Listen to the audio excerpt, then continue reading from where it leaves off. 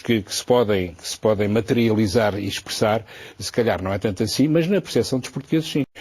As coisas têm... As melhorias que eram expectáveis não aconteceram.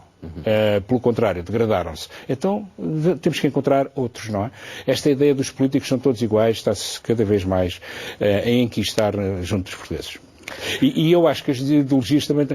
cada vez mais me parece que são os candidatos, as pessoas, e não os partidos e as ideologias.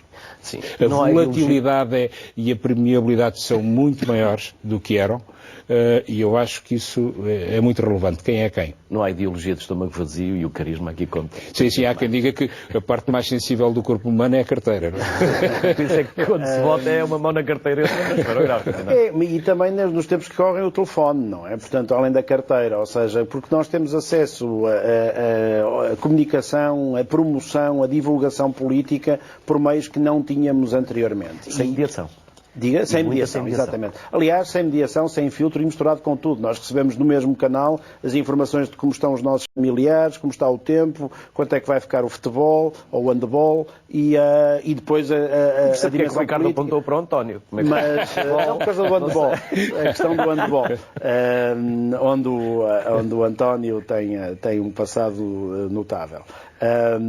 A questão aqui é o filtro que existe em torno disso e, sobretudo, a abordagem a novas gerações teve bastante influência nesta eleição, neste contexto. E aí, de facto, os jornalistas têm, e todos temos que ter um papel a dar, né, em termos de sociedade, de como abordar a questão de novas tecnologias e estes novos meios de comunicação. Não podemos deixá-los apenas entregue a um conjunto. Vamos voltar a este tema, porque eu gostava que daqui a pouco voltássemos a esta história da comunicação. Vamos perguntar se a abstenção na Europa poderá ser uma bomba relógio.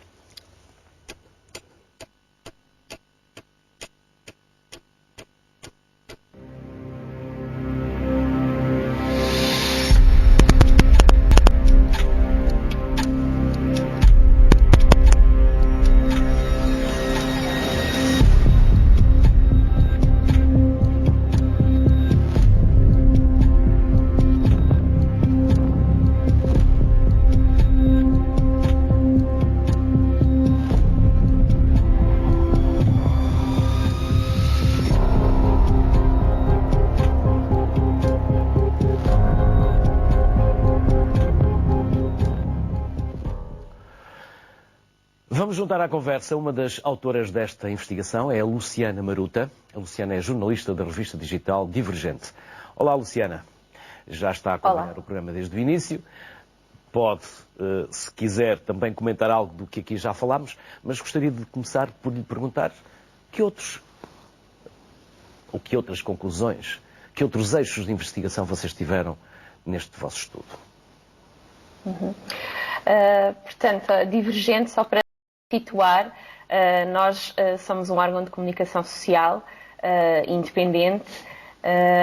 Aquilo que fazemos é jornalismo de investigação e em 2021 iniciámos um trabalho com parceiros a nível europeu para olharmos para a abstenção como um todo na União Europeia, porque víamos a abstenção a crescer à nossa volta, não só em Portugal, mas em outros países da União Europeia, e víamos também outros movimentos políticos a emergir e surgia-nos a questão de se estas pessoas votassem, em quem votariam, quais são os caminhos para onde a democracia poderá caminhar, e foram estas as inquietações iniciais, por pensarmos também em algo que já se falou aqui, se estas pessoas votassem, qual seria o futuro da democracia. E, portanto, este foi o nosso ponto de partida. Reunimos uma série de dados nacional de eleições em cada um destes países e cruzámos a abstenção com indicadores socioeconómicos para, no fundo, tentar perceber em territórios onde se vota menos qual é o seu retrato demográfico e socioeconómico. Esse foi o ponto de partida em termos de números, de dados, porque, na realidade, o nosso propósito final era identificar em Portugal e também em freguesias de outros países da União Europeia, mas o trabalho aqui o trabalho narrativo e de ida ao terreno era tentar identificar, então, através desses números, as freguesias onde menos se vota, para depois irmos a esses lugares, a esses locais e fazermos perguntas e percebermos o que é que inquieta as pessoas e o que é que está, no fundo, à mesa de jantar, nas conversas entre amigos, o que é que os preocupa. E o que está, Luciana, em termos de... qual é a mensagem que eles nos transmitem? Sim, quando olhamos para os números, nós vemos logo à partida, nas 4 eleições que analisámos, que os Açores, Vila e Viana do Castelo estão representados com níveis elevados de abstenção em qualquer uma das eleições autárquicas, legislativas, presidenciais ou europeias. Évora surge destacada nas europeias, com uma freguesia com grande abstenção, Faro e Lisboa com grande abstenção nas autárquicas. Estou a falar a nível de freguesias, estou a referir-me a territórios mais amplos, mas, por exemplo, quando falo em Faro e Lisboa, falo em Agualva e Miracintra, em Faro falo em Almancil ou Quarteira, portanto foi a esses territórios a que nós fomos e que ainda estamos. Estou a falar-vos neste momento dos Açores, onde estamos a fazer reportagem em 2 freguesias com grande abstenção, mas no fundo a primeira conclusão, e olhando para os números a que chegamos, é que existe um interior desertificado, as cidades médias dizem que não têm apoio para crescer, há também dos subúrbios e de uma região autónoma em grande destaque nos números da abstenção. Quando, falando das sensações que fomos recolhendo até ao momento, não são representativas, porque lá está, não falámos com todas as pessoas que vivem nestas freguesias, mas no fundo as pessoas com quem nos fomos cruzando para fazer este tal retrato das freguesias onde menos se vota e para percebermos quais são as diferenças. Existem 4 sensações principais e comuns.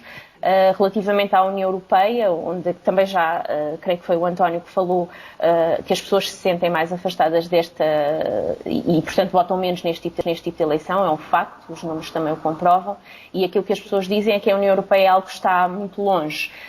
Dizem que vão sempre votar, quem vota diz que vai sempre votar, mas quando perguntamos, então, mas vota em todas as eleições, vota nas eleições europeias, as pessoas dizem, não, nessas não, portanto nem faz parte do campo de possibilidades das pessoas, muitas vezes.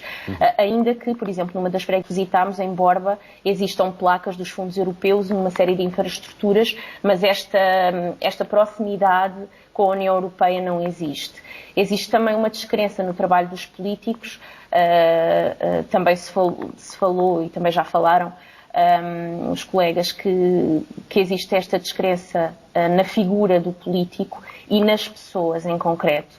Aquilo que fomos também sentindo é que as pessoas, quando votam, votam numa pessoa, não votam no partido.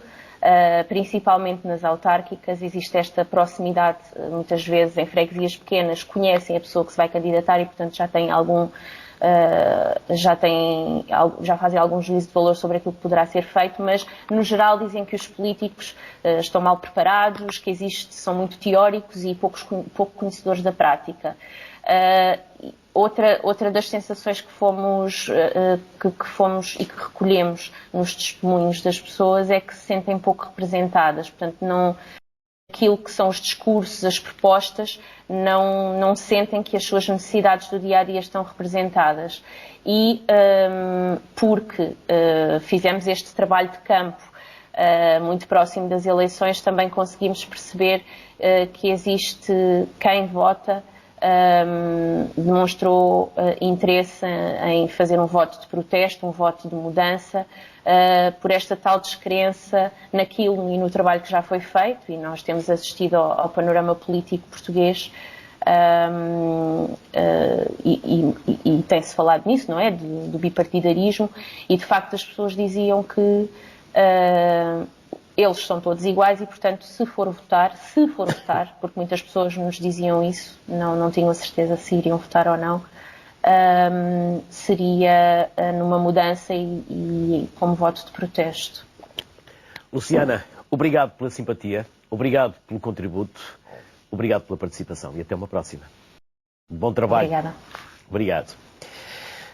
Lisboa está longe para algumas pessoas no país, Bruxelas e Estrasburgo, mais longe ainda, quando nós próprios, órgãos de comunicação social, temos os assuntos europeus nas editorias de internacional, é o olhar que lhes damos como algo que não é propriamente próximo. E depois, no debate, ninguém quis falar de política internacional, muito menos de questões europeias. E nós, jornalistas, também não fizemos essas perguntas. Para além de não falarmos sobre militares, sobre cultura e outros temas, andamos todos nos cenários. É verdade. E eu chamo a atenção aí para uma coisa que a Luciana disse sobre os Açores. Os Açores este ano vai ter 3 eleições. E começa do âmbito regional, só lhe faltava ter as locais também antes, não é? Vai ter as regionais e depois vai ter teve as nacionais e agora vai ter as europeias, como vamos ter todos, aliás. E, portanto, os Açores têm estas 3 etapas. E, claramente, convenhamos, o que mais importa aos açorianos das 3 é a primeira, que é o do governo regional, que é que vai o dia-a-dia na saúde dos açorianos. Os Açores têm um Ministério da Saúde próprio, os açorianos têm um Ministério da Educação, não é Ministério, são secretarias regionais próprios, mas têm autonomia neste contexto. Portanto, aquilo que mais afetará a vida dos açorianos serão essas. E, portanto, eles já olham para a eleição nacional como nós olhamos para a eleição europeia. Então, a europeia... Exatamente, então a europeia... E, portanto, naturalmente, o que vimos, aliás, e vimos transformação de comportamento das regionais para as nacionais nos Açores, foi um comportamento que já reflete mais um voto de protesto, mais um voto votei desta maneira nas regionais, mas agora vou votar de uma forma diferente nas nacionais e provavelmente o que vamos ver nas europeias vai ser níveis de abstenção muito mais altos e nem sequer estou a tocar no ponto crítico, no elefante da nossa sala, que é o fim de semana em que aquilo toca em junho, que é péssimo para este tipo de mobilização. E, portanto... acabam por funcionar como um laboratório daquilo que nos vai acontecer agora. Nós vamos ter, na próxima eleição, na eleição europeia, o acumular não apenas de uma situação de menos importância para aquela eleição, mas do facto daquilo calhar numa data do ano bem mais complicada. E eu chamo a atenção que, com uma abstenção mais acentuada, António Costa, o PS, ganhou a eleição europeia de 2019 com 1.100.000 votos. Foi o que teve o Chega agora com 18%. Não é, portanto, se o Chega conseguir exatamente a mesma mobilização que teve agora, corre o risco que, enfim, não é um risco, não estou a pôr isto em tom de perigo, mas arrisca-se a ser o vencedor das eleições sem ganhar um voto. Atenção, basta ter os mesmos. E isto, que conclusões é que nós tiramos daqui? Que o Chega é o maior partido nacional a partir de então? Não, é o que conseguiu mobilizar mais, porque teve 18% com estes votos numa altura e esse é o suficiente para ganharem a eleição seguinte. E, portanto, levanta-nos alguns problemas de interpretação esta oscilação na abstenção e este entendimento da abstenção. Por isso é que é extraordinariamente louvável o trabalho da Luciana e de tentar entender este fenómeno, porque a nós é-nos impossível. A nós não nos deixam entrar no tanque, como dizia o António, porque as pessoas que não votam não respondem a sondagens. Respondem a jornalistas como a Luciana, mas as sondagens não respondem. A Luciana ainda está ficou a ouvir o programa. Luciana, e apesar de eu já me ter despedido, se quiser fazer alguma reflexão, algum comentário. Não, estava a ouvir relativamente ao que estava a dizer o Ricardo.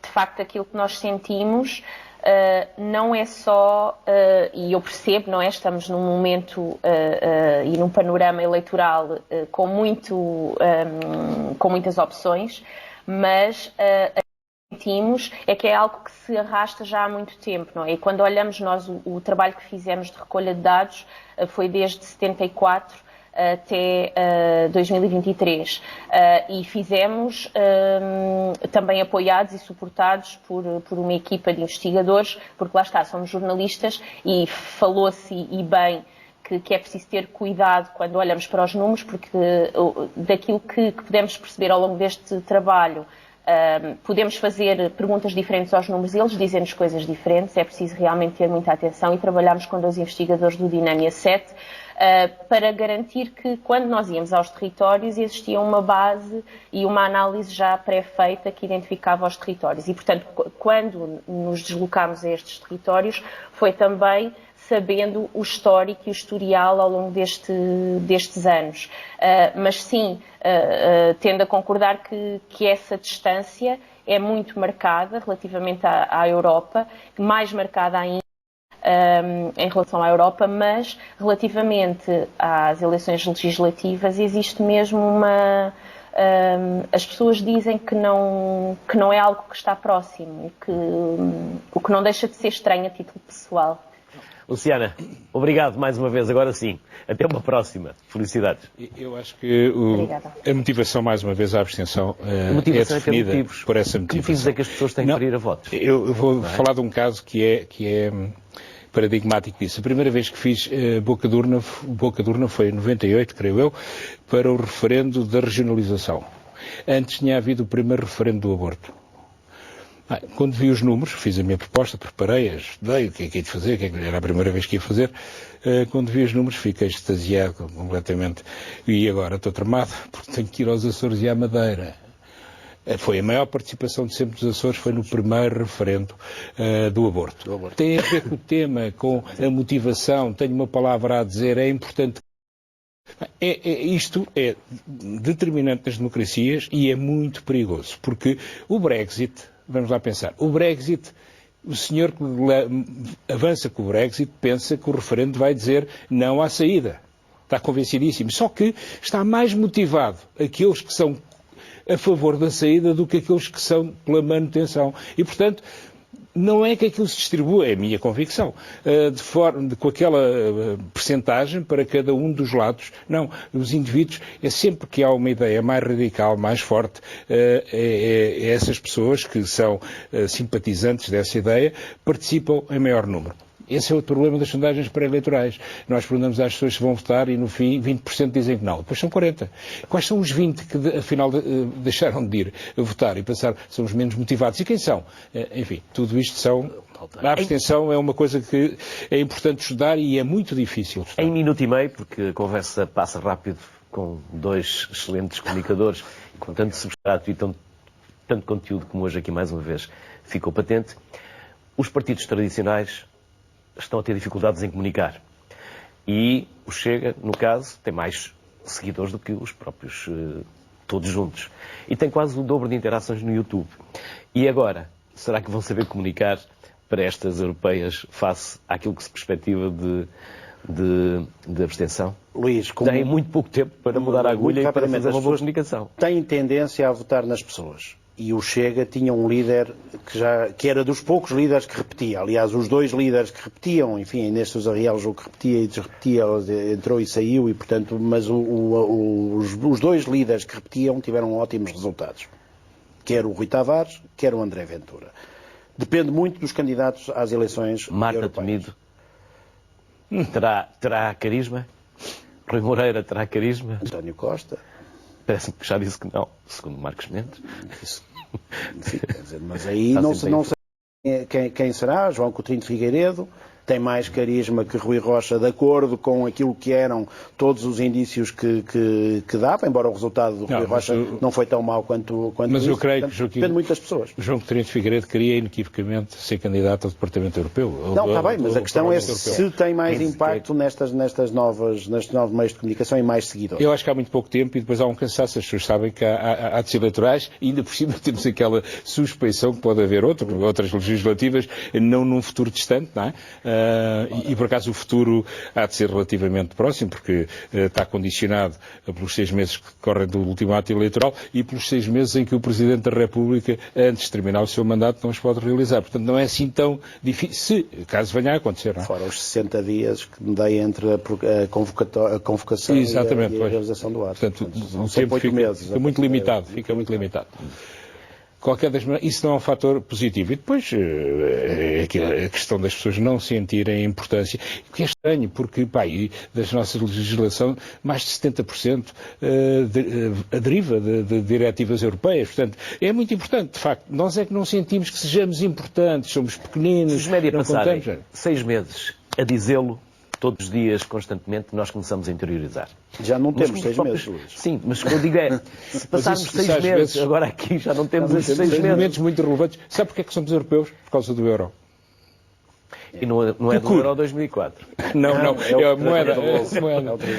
António Ricardo. Mas era importante, de facto, era muito importante que o Parlamento Europeu fosse mais valorizado que o que é, pelos portugueses, pelos meios de comunicação social e por todos nós. Porque a proximidade é claramente um critério de valor-notícia, não só para nós, mas também para a motivação de quem vota. Ricardo e António, mais uma vez foi um gosto. Eu, por mim, tinha-vos aqui todas as semanas, mas vocês têm provavelmente mais de fazer. Mas, mais uma vez, obrigado pela vossa generosidade, pelo tempo, conhecimentos e saberes que partilharam connosco. Obrigado, Luís. Bem-aja. A previsão e análise política continua diariamente. Amanhã.